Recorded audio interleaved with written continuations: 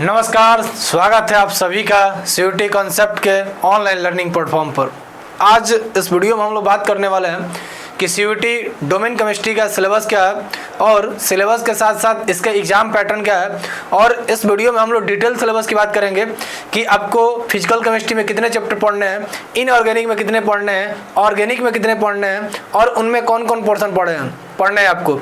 साथ ही साथ हम ये भी बात करेंगे कि अभी आप बोर्ड की प्रिपरेशन कर रहे हैं तो बोर्ड के प्रिपरेशन के साथ आप किस तरह सीयूटी की भी प्रिपरेशन कर सकते हैं। और साथ ही ये भी हम देखेंगे कि कौन कौन सा चैप्टर आपको बोर्ड में पढ़ना था और कौन कौन सा सीयूटी में पढ़ना है। मेनली जो हम देखें तो हमारा जो सीयूटी का डोमेन केमिस्ट्री का सिलेबस है वो एनसीईआरटी बेस पे, लेकिन वो ओल्ड एनसीईआरटी बेस पे है, क्योंकि जो अभी न्यू एनसीईआरटी है उसमें कुछ चैप्टर को हटा दिया है। जैसे आप लोग जानते होंगे सॉलिड स्टेट जो चैप्टर है वो हमारे पास न्यू एनसीईआरटी में नहीं है। पी ब्लॉक वाला जो एलिमेंट है वो न्यू एनसीईआरटी में नहीं है। तो ऐसे बहुत सारे तमाम चैप्टर हैं जिनको न्यू एनसीईआरटी से हटा दिया गया, लेकिन उससे क्वेश्चन आपके सीयूटी एग्जाम में पूछे जाएंगे और सीयूटी के प्रिपरेशन में आपको उन चैप्टर को पढ़ना है। तो चलिए वीडियो करते हैं शुरुआत और देखते हैं कि आपका एग्जाम पैटर्न क्या है और एग्जाम पैटर्न के साथ साथ और भी चीज़ें जो हैं उन सभी चीज़ों के बारे में हम लोग बात करते हैं। तो सबसे पहले हम बात करें आपके एग्जाम पैटर्न की कि आपका एग्जाम पैटर्न क्या है। तो आपके एग्जाम पैटर्न में आपको पता होगा कि आपसे 50 क्वेश्चन पूछे जाते हैं आपके एग्जाम में, जिसमें से आपको 40 क्वेश्चन करने होते हैं और इन 40 क्वेश्चन को सॉल्व करने के लिए आपको 1 आवर का टाइम दिया जाता है। कितने देर का टाइम दिया जाता है? 1 आवर का टाइम दिया जाता है। 1 आवर का मतलब 60 मिनट का टाइम दिया जाता है। एक क्वेश्चन अगर आप सही करते हैं तो आपको 5 मार्क्स मिलेंगे। एक क्वेश्चन सही करने पे आपको 5 मार्क्स मिलेंगे और एक क्वेश्चन आप गलत कर देते हैं तो उसके लिए आपको -1 की निगेटिव मार्किंग की जाएगी। ठीक, तो ये हमारा सिंपल एग्जाम पैटर्न है सीयूटी केमिस्ट्री डोमेन का। ठीक, साथ ही साथ अगर हम आगे बात करें तो यदि आप एक डेडिकेटेड बैच से जुड़ना चाहते हैं और अपनी प्रिपरेशन और अपने जेएनयू, डीयू और तमाम विश्वविद्यालय, एयू हो गया, चाहे तमाम केंद्रीय विश्वविद्यालय या सेंट्रल यूनिवर्सिटी में पढ़ने का ड्रीम जो आपका है उसको सच करना चाहते हैं, उसको साकार करना चाहते हैं, तो आप हमारे बैच के साथ जुड़ सकते हैं, जिसमें आपको BA, BSc, BCom, BA, LLB तमाम प्रकार के बैचेज के बारे में तमाम प्रकार के बैचेज चल रही हैं हमारे पास, जिनमें आप जुड़ के अपनी तैयारी को बहुत बढ़िया से कर सकते हैं और अपने सिलेक्शन को सुनिश्चित कर सकते हैं। ठीक, आगे हम अगर बात करें और बैच से रिलेटेड किसी प्रकार की कोई दिक्कत हो तो आप इस नंबर पे कॉल कर सकते हैं। आगे हम बात करते हैं कि हमारे पास कितने चैप्टर पढ़ने हैं। तो आप सभी को पता है कि आपके पास जो सीयूटी केमिस्ट्री का जो हमारे पास केमिस्ट्री का जो सिलेबस है उनमें हमको 3 पोर्शन पढ़ना होता है। एक पढ़ना होता है हमको फिजिकल केमिस्ट्री का, एक इनऑर्गेनिक का और एक पढ़ना होता है ऑर्गेनिक का। ठीक, तो हमारे पास फिजिकल केमिस्ट्री के जो एग्ज़ाम में अगर वेटेज देखेंगे आप लोग, 3 सालों का जो एग्ज़ाम आपसे सीयूटी का हो रहा है उन 3 सालों में अगर आप एग्ज़ाम का वेटेज देखेंगे तो आपको दिखेगा कि आपके एग्ज़ाम में ऑर्गेनिक केमिस्ट्री का वेटेज सबसे ज़्यादा है। ऑर्गेनिक केमिस्ट्री से अप्रॉक्स मान के चलिए 45 से 50% क्वेश्चन पूछे जाते हैं और इसमें ज़्यादातर रिएक्शन होते हैं और निम्न वाली रिएक्शन ज़्यादातर पूछी जाती है और भी बहुत सारी चीज़ें होती हैं जो आपसे पूछे जाते हैं। मतलब मेन मान के चलिए कि ऑर्गेनिक का जो वेटेज है 50% का है, ये 45 से 50% का। ये 3 सालों का जो पेपर है, जो प्रीवियस ईयर पेपर है, उनके बेस पे मैं ये बात बोल रहा हूँ पूरी तरह से देखने के बाद। और जो फिजिकल का वेटेज है वो 25 से कहीं 30 के बीच में है और जो आपके पास इनऑर्गेनिक का वेटेज है वो 20 से लेकर 25 के बीच के वेटेज रखता है। तो कुछ इस तरह आपके एग्जाम में ऑर्गेनिक, इनऑर्गेनिक और फिजिकल का वेटेज है जो आपसे पूछे जाएंगे। अब बात करते हैं हम लोग कि आपको कितने चैप्टर पढ़ने हैं। तो टोटल अगर चैप्टर आप देखेंगे आपको पढ़ने के लिए तो आपको टोटल 16 चैप्टर पढ़ने हैं। 16 चैप्टर में आपको 5 चैप्टर पढ़ने किसके? 5 चैप्टर पढ़ने आपको फिजिकल केमिस्ट्री के और 5 चैप्टर के बाद जो बाकी के चैप्टर हमारे आते हैं वो हमारे पास किसके हैं? वो सब हमारे पास है ऑर्गेनिक के। ठीक, और ऑर्गेनिक के बाद सबसे लास्ट में जो हमारा चैप्टर है ये क्या है? इनऑर्गेनिक के। तो इनऑर्गेनिक में आपको 4 चैप्टर पढ़ने हैं और इसमें आपको 7 चैप्टर पढ़ने हैं ऑर्गेनिक में और इसमें आपको 5 चैप्टर पढ़ने हैं। टोटल आपके पास चैप्टर कितने हो जाएंगे? 16 टोटल चैप्टर आपको पढ़ना है। ठीक, कौन कौन से चैप्टर हमारे पास है? तो अगर हम बात करेंगे फिजिकल में तो फर्स्ट चैप्टर जो हमारे पास है, फर्स्ट चैप्टर का नाम हमारे पास सॉलिड स्टेट या इसी को हम लोग बोलते हैं ठोस अवस्था।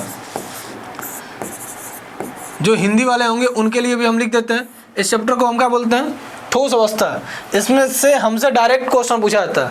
जो सॉलिड स्टेट है इससे हमसे डायरेक्ट क्वेश्चन पूछा जाता है। इस साल भी आपसे पूछा था, ठीक।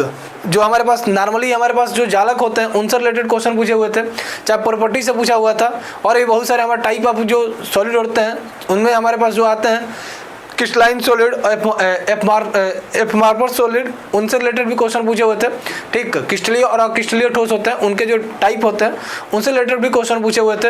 और आगे देखेंगे तो आगे भी इसमें जो हमारे पास रेडियस निकालने के लिए आते हैं डिफरेंट टाइप के जालक के लिए, उनसे भी क्वेश्चन पूछे हुए थे।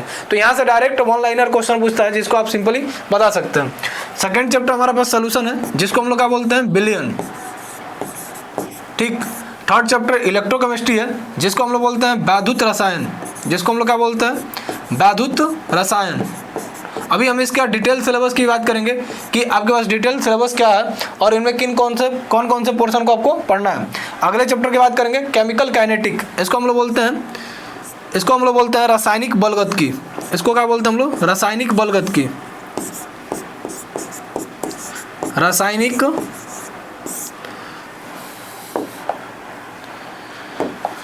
बलगतिकी, काइनेटिक का मतलब होता है बलगतिकी। अगला चैप्टर सरफेस केमिस्ट्री जिसको हम लोग बोलते हैं पृष्ठ रसायन। तो फिजिकल के 5 चैप्टर हैं, solid state solution, electrochemistry, chemical kinetic और सरफेस केमिस्ट्री। आगे अगर हम बात करेंगे तो हमारे पास ऑर्गेनिक आ जाते हैं। ये इसमें कौन कौन सा चैप्टर हमको पढ़ना है, तो एक हेलो एल्केन, हेलो एरिन, कि हेलो एल्केन क्या होते हैं, ठीक। हेलो एल्केन के बाद हेलो एरिन क्या होती है, फिर इनकी प्रॉपर्टी क्या होती है। देखिए अगर हम सिंपल आपसे बोले ऑर्गेनिक में आपके पास ये जो 4 चैप्टर दिख रहे हैं, इन 4 चैप्टर में आपको क्या पढ़ना होता है। सिंपल अगर बोले तो इन 4 चैप्टर में आपको क्या पढ़ना होता है, पहले आपको पढ़ना होता है कि ये होते क्या हैं, हेलो एल्केन, हेलो एरिन होते क्या हैं। सेकंड होते क्या है, मतलब इनसे रिलेटेड जितनी चीज़ें हैं ये बनते कैसे हैं, इनका आईयूपीएसी नाम क्या होता है, चाहे जो भी चीज़ें इनसे रिलेटेड होती हैं उन सभी के बारे में। फिर हम पढ़ते हैं कि इनके केमिकल जो हमारे पास इफेक्ट होता है या जो केमिकल हमारे पास चेंजिंग होती है वो क्या होती है, फिजिकल चेंज क्या होता है। फिर इनके प्रॉपर जो क्वालिटी होती है, प्रॉपर्टी होती है वो क्या होती है, इन सभी के बारे में हम लोग ये चीज़ पढ़ते हैं। फिर इनमें हमारे पास कुछ नेम्ड रिएक्शन आती हैं, जैसे इसमें देखेंगे तो आपके पास बहुत सारे नेम्ड रिएक्शन आएंगे, जैसे बुटज रिएक्शन हो गया, फिटिंग रिएक्शन हो गया, बुटज फिटिंग रिएक्शन हो गया, ऐसे ही तमाम रिएक्शन आते हैं सभी चैप्टरों में। तो इन सभी चैप्टरों में जो नेम्ड रिएक्शन आती है उनसे डायरेक्ट क्वेश्चन आपसे पूछा जाता है। इस साल नहीं, लगातार 3 साल से आपसे ये क्वेश्चन डायरेक्ट पूछ रहे हैं।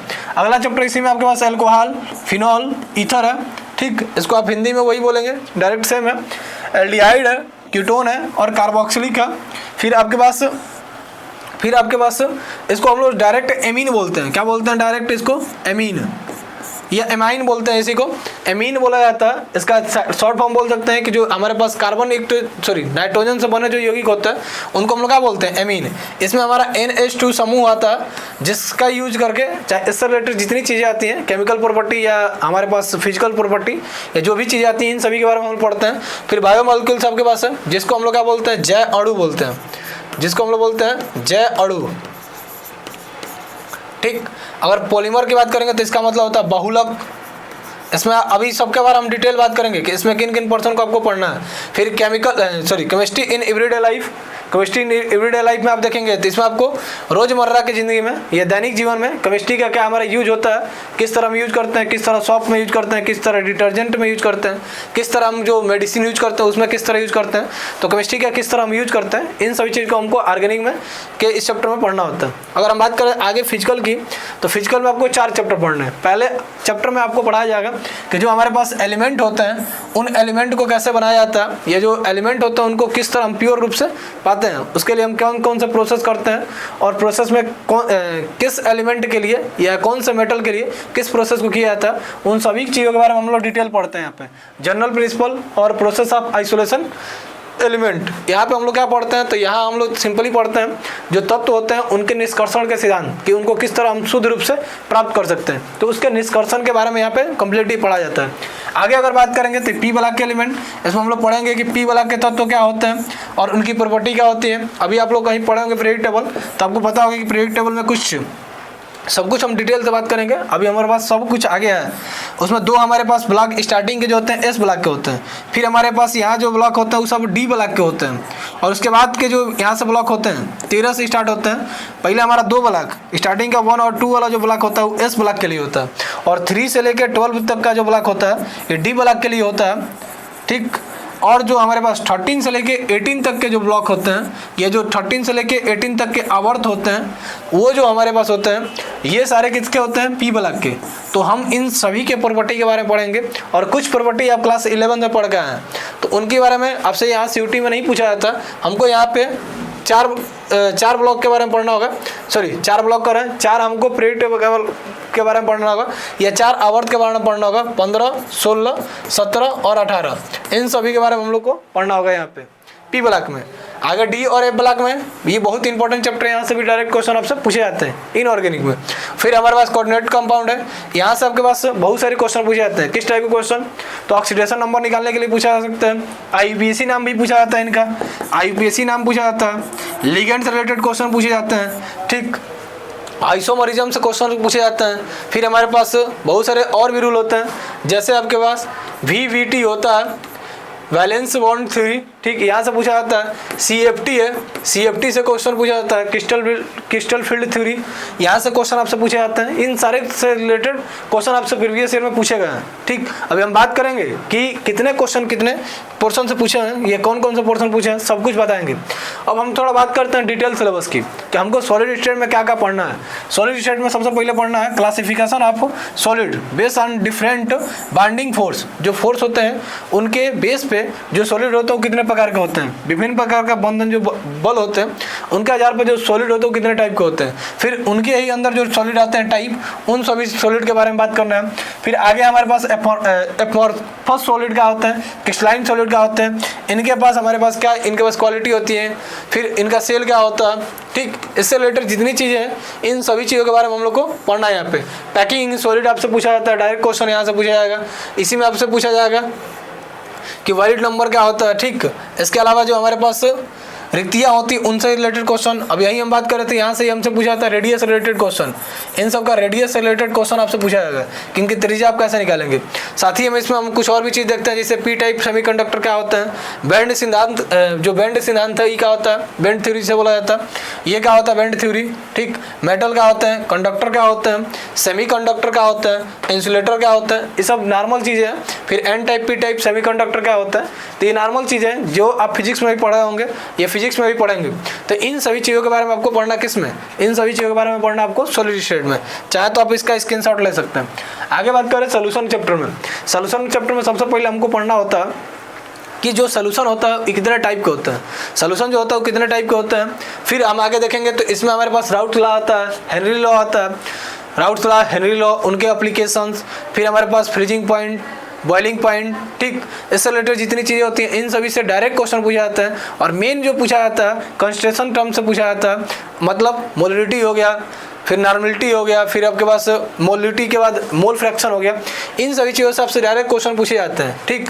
राउट लॉ हो गया, 1/2 फैक्टर हो गया, 1/2 गुणांक से आपसे क्वेश्चन पूछे जाते हैं, ठीक। बीपी का बढ़ना, यहाँ बीपी का बढ़ने का मतलब जो क्वथनांक होता है बॉइलिंग पॉइंट होता है, ठीक। बॉइलिंग पॉइंट है जो उसका बढ़ना घटना आपसे बॉइलिंग पॉइंट हो गया। क्वथनांक उन्नयन जिसे बोला जाता है, ठीक। हिमांक अनुमान, उससे क्वेश्चन पूछा जाता है। तो इन सभी चीज़ों के बारे में हम लोग का पढ़ना है, इन सभी चीज़ों के बारे में हम लोग को पढ़ना है सेकेंड चैप्टर सॉल्यूशन में, ठीक। आगे देखिएगा, आगे देखिएगा तो आगे आपके पास ये मोस्ट इंपॉर्टेंट चैप्टर है। यहाँ से मान के चलिए कि आपका मिनिमम 3 से मैक्सिमम 5 क्वेश्चन तक पूछे जाएंगे। कहीं कौन कौन से टॉपिक से पूछे जाएंगे तो याद रखिएगा, पेपर खोल के देखिएगा आपको दिख जाएगा। पहले सेल से आपसे पूछे जाएंगे क्वेश्चन, सेल से रिलेटेड ही आपसे ईएमएफ के बारे में पूछा जाता है, इलेक्ट्रिक मोटिव फोर्स के बारे में पूछा जाता है। फिर नस्ट इक्वेशन आपसे एग्जाम में बार बार पूछा जाता है, नस्ट इक्वेशन से क्वेश्चन आपसे बार बार में एग्जाम में पूछा जाता है कि आपका नस्ट इक्वेशन क्या होता है और उसमें जो वैल्यू आते हैं वो क्या होता है। फिर उसके अलावा जो चीज़ें उसमें आती हैं वो सब का चीज़ें क्या होती हैं। फिर जो हमारे पास बारूद रासायनिक श्रेणी होती है उसका हम यूज देखते हैं। ठीक। उसके अलावा बहुत सारी चीज़ें हैं, जैसे फैराडे लॉ हो गया, इसमें आपका फैराडे लॉ आता है, जिस फैराडे लॉ में दो चीज़ें होती हैं, उन फैराडे लॉ से बारे में पूछा जाता है। कोलाउस का लॉ आता है, कोलाउस लॉ से पूछे जाते हैं। तो हम बोल रहे हैं ना कि मिनिमम 3 और मैक्सिमम 5 से 6 क्वेश्चन आपसे एग्जाम में पूछे जाएंगे।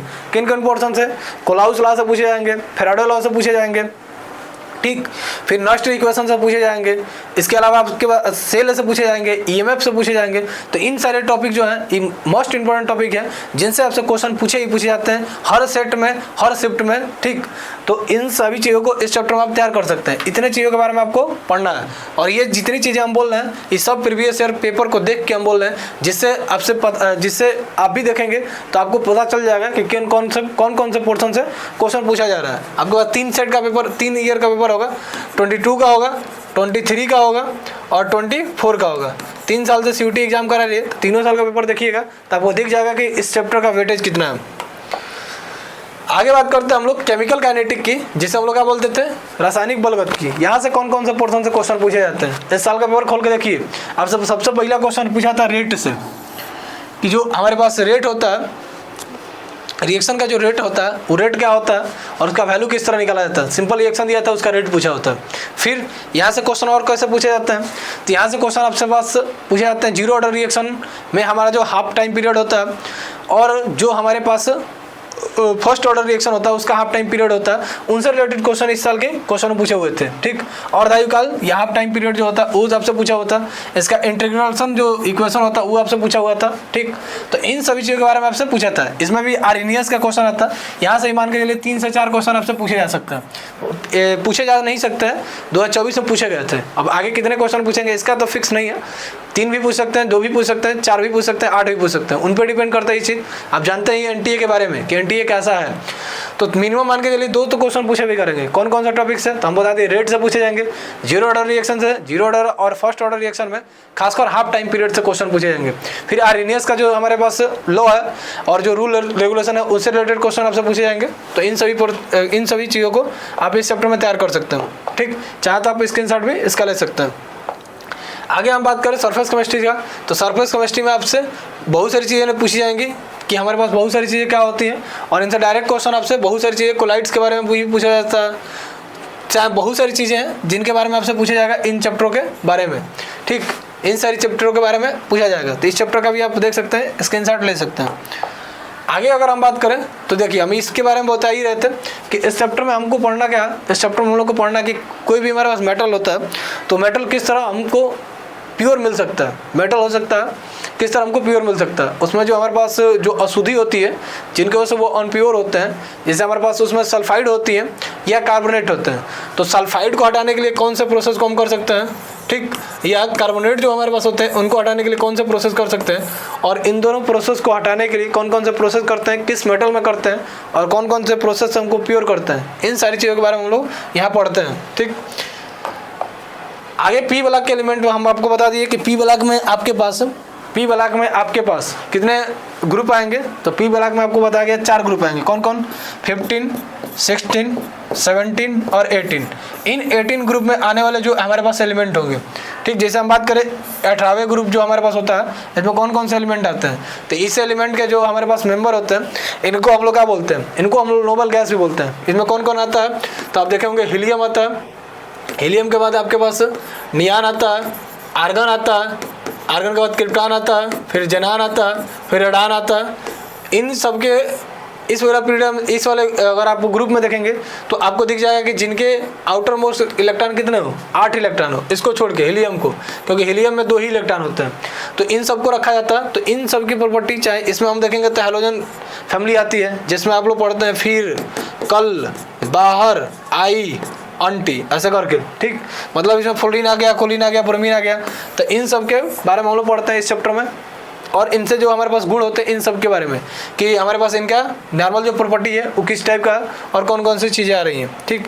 तो इन सभी ग्रुप के बारे में हम लोग पढ़ेंगे कि कौन कौन से ग्रुप हैं। और आपको पता है कि आप क्लास 11 में 13 और 14 के बारे में पढ़ के हैं, तो इनसे रिलेटेड भी जो चीज़ें होंगी उसको भी हम डिस्कस करेंगे जब इस चैप्टर को पढ़ाया जाएगा, ठीक।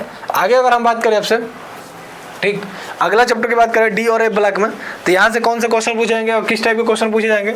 तो देखिए डी और एफ ब्लॉक में देखेंगे आप, तो डी और एफ ब्लॉक में देखे होंगे, सॉरी पी ब्लॉक के ही कुछ टर्म्स हैं जिनको इस चैप्टर में पढ़ना होगा। इसका भी चाहे तो आप स्क्रीनशॉट ले सकते हैं। डी ब्लॉक अगर आप एफ ब्लॉक में देखेंगे तो इसमें सबसे पहले पढ़ना होता है कि जो डी ब्लॉक होते हैं वो कहाँ से आते हैं। तो हम आपको बता दिए कि 3 से लेके जो हमारे पास 12 तक का ग्रुप होता है उसमें हमारा कौन से एलिमेंट आते हैं, डी ब्लॉक। और डी ब्लॉक के एलिमेंट को हम लोग क्या बोलते हैं हिंदी में संगमण तत्व, या इंग्लिश में बोलते हैं ट्रांजिटिव एलिमेंट। तो इनके पास हमारे पास कौन कौन से गुण होते हैं, इनका इलेक्ट्रॉनिक कॉन्फ़िगरेशन क्या होता है, किस तरह निकाला जाता है, ठीक, इन सभी चीज़ों के बारे में हम लोग देखते हैं इस चैप्टर में। इसके अलावा एफ ब्लॉक में जब जाते हैं तो हम एफ ब्लॉक में देखते हैं कि लेथनाइड जो हमारे पास सीरीज होता है और एक्टिनाइड जो सीरीज होता है वो क्या होता है, उनमें कौन कौन से एलिमेंट आते हैं, नंबर ऑफ एलिमेंट कितने होते हैं डी ब्लॉक में, ठीक, इनकी प्रॉपर्टी क्या होती है और इनसे रिलेटेड जो चीज़ें हैं इन सारी चीज़ों के बारे में आप देख सकते हैं। और इनमें हम लोग 2 चीज़ देखते हैं, एक KMnO4 और एक हम देखते हैं K2Cr2O7 के बारे में, ठीक। क्रोमियम वाला जो हमारे पास एलिमेंट सॉरी क्रोमियम करें, यह हमारे पास हो जाए KMnO4, पोटेशियम परमैंगनेट होता है। तो इनके गुण क्या होते हैं और इनके गुण के साथ इनसे कौन कौन से यूज हम करते हैं या इनका कौन कौन सा यूज किया जाता है और इनके पास केमिकल जो प्रॉपर्टी होती है वो क्या होती है, इन सारी चीज़ों के बारे में पढ़ते हैं हम लोग। मतलब इस चैप्टर में आप मान के चलिए कि पहले पढ़ना क्या होगा, डी ब्लॉक क्या होता है, इनमें कौन कौन से एलिमेंट आते हैं, उनके सब प्रॉपर्टी पढ़ना होगा आपको, फिर उनसे रिलेटेड केमिकल कुछ प्रॉपर्टी पढ़ना होगा, फिर ऐसा ही आपको एफ ब्लॉक के बारे में पढ़ना होगा। और एफ ब्लॉक के बाद अगर आप देखेंगे तो एफ ब्लॉक में आपको क्या क्या पढ़ना होगा, तो एफ ब्लॉक में 2 श्रेणी आएगी, एक लेथनाइड की और एक एक्टिनाइड की। तो इनमें के जो हमारे पास प्रॉपर्टी होती है उनके बारे में पढ़ना होगा। और फिर हमको 2 चीज़ के बारे में पढ़ना होगा कि K2Cr2O7 के बारे में पढ़ना होगा, ठीक, और एक पढ़ना होगा KMnO4 पोटेशियम परमैंगनेट, या इसी को हम लोग लाल दवा ही बोलते हैं, तो इसके बारे में पढ़ना होगा। तो इस चैप्टर में हमको इन सभी पर्सनों के बारे में पढ़ना है, ठीक। आगे हम बात करें अगले चैप्टर की, अगला चैप्टर आपको कौन सा पढ़ना है, तो इस चीज़ का चाहे तो आप भी स्क्रीनशॉट ले सकते हैं। अगले पोर्शन की अगर हम बात करें कोऑर्डिनेटिक कंपाउंड, इसको हम बोलते हैं उपसहसंयोजक यौगिक, इसको बोलते हैं हम लोग हिंदी में उपसहसंयोजक यौगिक। हम बताएं आपको कि इसमें IUPAC नाम आता है और IUPAC नाम आपके एग्जाम में पूछा ही जाएगा, ठीक। इसके अलावा हम सबसे पहले पढ़ते हैं कि कोऑर्डिनेटिक कंपाउंड होता क्या है, ठीक।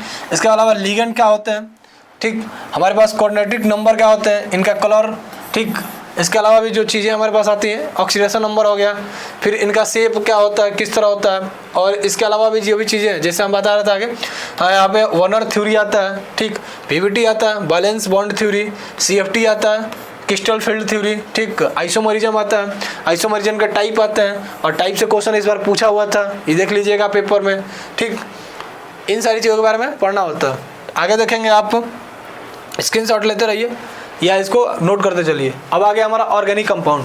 ऑर्गेनिक कंपाउंड हम आपको सिंपल बोले कि ऑर्गेनिक कंपाउंड में आपको सिंपल ये पढ़ना है, या आप लोगों में से बहुत से लोग होंगे जो ऑर्गेनिक कंपाउंड सोचते हैं कि हमको नहीं आएगा, तो एक बार हमसे पढ़ के देखिएगा, आपको ऑर्गेनिक कंपाउंड 100% आएगा, क्योंकि आपको हम सिखाएंगे बेसिक से ऑर्गेनिक कंपाउंड, ठीक। हमारे बैच में एक बार एनरोल होइए, फिर देखिए आपको ऑर्गेनिक कंपाउंड काहे नहीं आता और काहे नहीं आएगा। आपको बेसिक से एकदम ऑर्गेनिक कंपाउंड पढ़ाया जाएगा कि है क्या ऑर्गेनिक कंपाउंड, किस तरह आया है, एकदम शुरुआत से पढ़ाया जाएगा।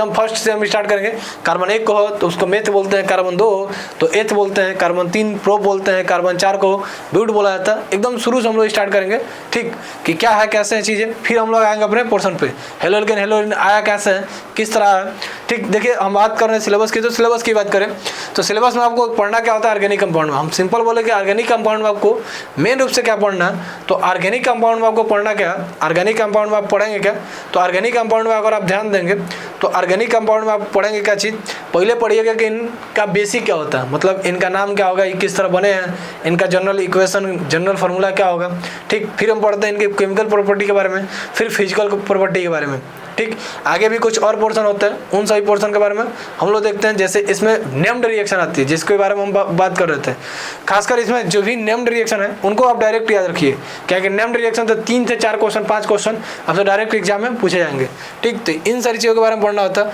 कुछ और भी चीज़ें इसमें आती हैं, जैसे क्लोरोफॉर्म आता है, क्लोरोफॉर्म का यूज देखना होता है, और भी चीज़ें आती हैं DDT करके, उन सारी चीज़ों के बारे में हम लोग को पढ़ना होता है। अगले बात करेंगे अल्कोहल फिनॉल ईथर, तो इसमें हमारे पास कौन कौन पोर्शन है, तो सिंपल पहले पढ़ते हैं कि अल्कोहल का जो नेम होता है वो किस तरह होता है, मेथड ऑफ प्रिपरेशन किस तरह बनाया जाता है, फिर फिजिकल और केमिकल प्रॉपर्टी क्या होता है, वही सबका पढ़ना है। ठीक। मेथड ऑफ प्रिपरेशन, फिजिकल और केमिकल प्रॉपर्टी, फिर वही आगे इसका भी पढ़ेंगे कि इसका नाम पता, मेथड ऑफ प्रिपरेशन, फिजिकल और केमिकल प्रॉपर्टी। इसके अलावा आपको कुछ पढ़ना ही नहीं है। ऑर्गेनिक में आपको 3 चीज़ ही पढ़ना है मुख्य रूप से, कि बेसिक क्या होगा, मेथड ऑफ प्रिपरेशन क्या होगा, और इनका फिजिकल और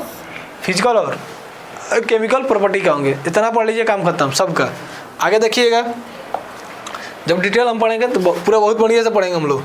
एल्डिहाइड आइएगा, एल्डिहाइड कीटोन कार्बोक्सिलिक में, तो आपको इधर भी क्या पढ़ना है, सेम वही चीज़ कि इसका नेम पता क्या है, मतलब इसका बेसिक क्या होगा, और बेसिक के बाद मेथड ऑफ प्रिपरेशन क्या होंगे, और मेथड ऑफ प्रिपरेशन के बाद आपको केमिकल और फिजिकल प्रॉपर्टी पढ़ना है। और इसमें बहुत सारे नेम्ड रिएक्शन आते हैं, जैसे कार्बिल एमीन रिएक्शन आता है।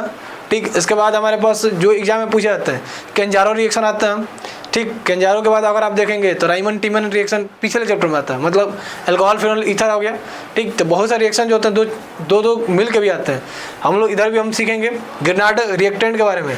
ग्रेनाड रिएक्टेंट बोले क्या होता है, RMGX सुने होंगे आप, RMGX हम क्या बोलते हैं, ग्रेनाड अभिकर्म, जहाँ R जो होता है एल्किल ग्रुप होता है, एक जो होता है हाइड्रोजन फैमिली होता है, जो उसके बारे में अभी हम बोले।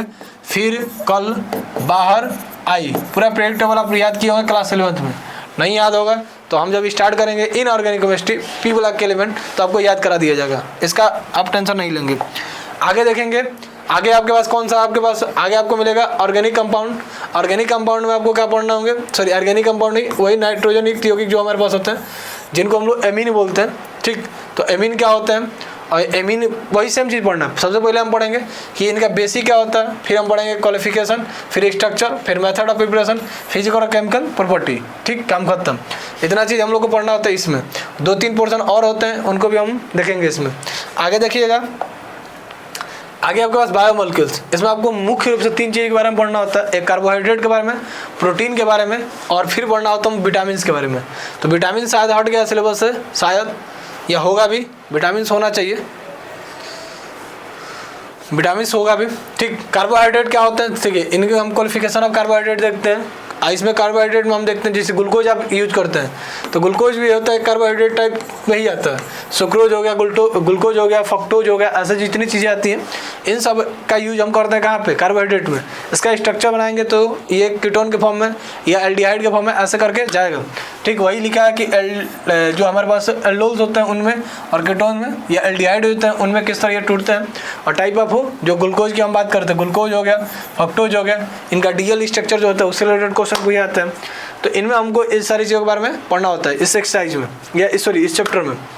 ठीक, इसके अलावा हमारे पास जो प्रोटीन होते हैं उनमें हमारे पास बॉन्ड आता है, जिसको हम लोग पेप्टाइक बॉन्ड बोलते हैं। वो बॉन्ड क्या होता है, किस तरह बना होता है, देखिए यहाँ पे लिखा भी हो पेप्टाइक बॉन्ड। ठीक, इसमें हमारे पास जो इसका प्राइमरी स्ट्रक्चर वगैरह जितनी चीज़ें हैं, इन सभी चीज़ों के बारे में हमको पढ़ना होता है। अगली एक्सरसाइज की बात करेंगे तो अगला एक्सरसाइज आपके पास सिंपल दिख जाएगा। अगला एक्सरसाइज आपके पास पॉलीमर है, पिछले चैप्टर का ही अगला एक्सरसाइज आपके पॉलीमर है, जो बहुलक जिसे हम बोलते हैं। इसमें हम लोग क्या क्या पढ़ते हैं, तो इसमें हम लोग जो प्लास्टिक, डिफरेंट टाइप के जो प्लास्टिक होते हैं, उन सभी चीज़ों के बारे में पढ़ते हैं। उसके अलावा भी हमारे पास बहुत सारी चीज़ें होती हैं। ठीक, प्राकृतिक और संश्लेषित बहुलीकरण, या प्राकृतिक और जो हमारे पास संश्लेषित, हमारे पास जो पॉलीमराइजेशन होता है, वो सब चीज़ें क्या होती हैं। इससे अलावा हमारे पास प्राकृतिक और संश्लेषित पॉलीथीन क्या होते हैं। ठीक, जैसे पॉलीथीन की हम बात करते हैं, प्लास्टिक या पॉलीथीन, इन सब के बारे में पढ़ना होता है। और ये कितने टाइप के होते हैं, इन सारी चीज़ों के बारे में हम लोग को इस एक्सरसाइज में पढ़ना होता है, सॉरी इस चैप्टर में बोल सकते हैं, इस चैप्टर में पढ़ना होता है। आगे लास्ट चैप्टर की बात करेंगे हम लोग, केमिस्ट्री इन एवरीडे।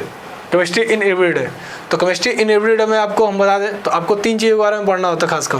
एक कि दवाई में हम किस तरह केमिस्ट्री का यूज करते हैं, जो मेडिसिन आपके बनाए जाते हैं उसमें केमिस्ट्री का कहाँ का यूज करते हैं और किस टाइप का यूज करते हैं। फिर खाना जब बनता है तो उस खाना में हम कहाँ का केमिस्ट्री का यूज करते हैं और किस टाइप यूज करते हैं।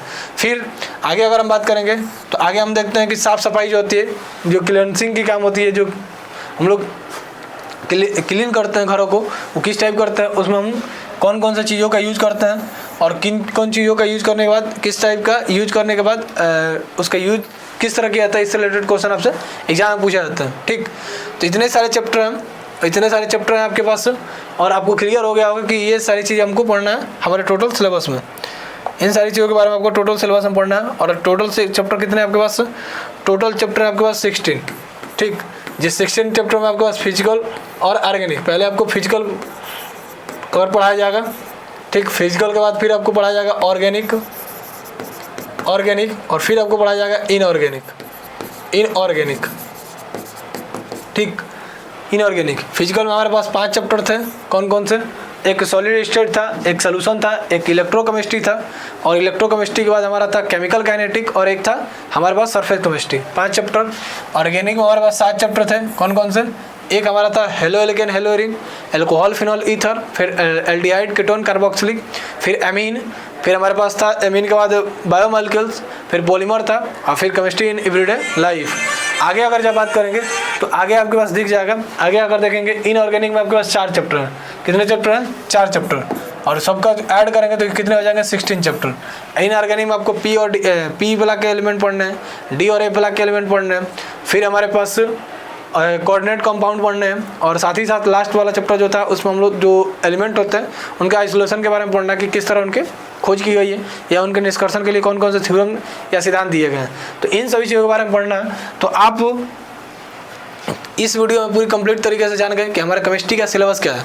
और अगर आप चाहते हैं कि आपका जो सपना है BHU, DU, ठीक, AU, ये जो आपके पास सेंट्रल यूनिवर्सिटी है उनमें आप अपना पढ़ने का जो सपना है उसको साकार करें, और आपका भी जो करियर है, जैसे BHU के बात करेंगे तो BHU के बारे में आप लोग बहुत कुछ जानते होंगे, ठीक, कि BHU में अगर आप BHU से BSc करते हैं तो इसके बहुत सारी चीज़ें हैं। इस पर अगर आप लोग वीडियो के नीचे कमेंट करेंगे तो डिटेल वीडियो ला के दिखा दिया जाएगा कि BHU से, कि अगर हम BHU से BSc करें या फिजिक्स केमिस्ट्री बायोलॉजी से करें या फिजिक्स केमिस्ट्री मैथ से करें तो उसका क्या क्या बेनिफिट है।